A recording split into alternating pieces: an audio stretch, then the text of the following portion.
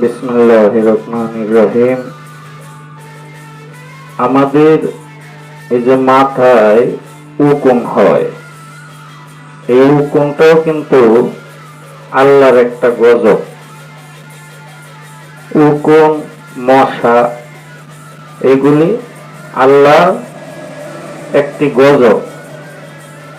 আল্লাহ রাব্বুল আলামিন যাহা কিছু গজব পাঠাইয়াছে দুনিয়া, ওইটা হলো কিছু মানুষ আছিল যারা ওলি বিরোধী, নবী বিরোধী। আমাদের যে নবী ছিল মুসা নবী, সেই মুসা নবী ফেরাউনের যন্ত্রণা বলতেছে, আল্লাহ রাব্বুল আলামিন, ফেরাউন এইভাবে আমাকে জ্বালা যন্ত্রণা দেয়, তুমি তো পারো তাকে গজব দিয়ে দিতে। কে গজব দিয়ে দিব?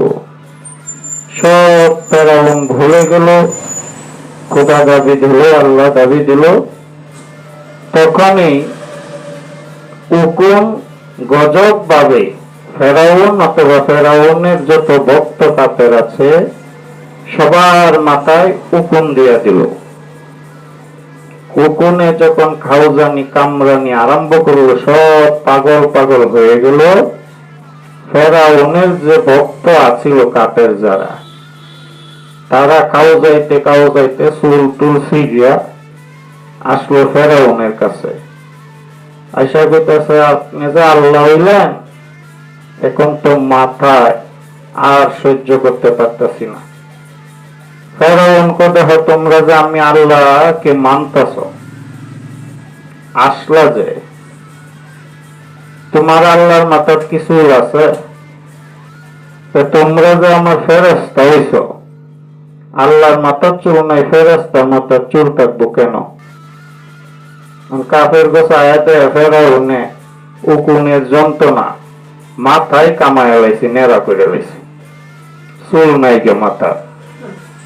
তখন এটা দেখে তো কইতেছে, ঠিক আল্লাহর মাথার চুল নাই, আমরার মাথার কেন থাকবো? হেরাও চুল কামাইতে আছে আর কইতেছে, দেখেন আল্লাহ, যেই দেশে আমনের মতো আল্লাহ হইব আর আমরার মতো ফেরেশতা হইব, এরা কেউ মাথার চুল রাখত না। তো দেখবেন যারা কাপের, তারা কিন্তু চুন্নতি চুল রাখতো না, চুল কামায় রাখতেন। আর নবী ওলি যারা আছে সবারই লম্বা চুল রাখতেন, বিভিন্ন ভাবে, কেউ কান লতির সমান, কেউ গার সমান, এরকম সুন্নত আর কি।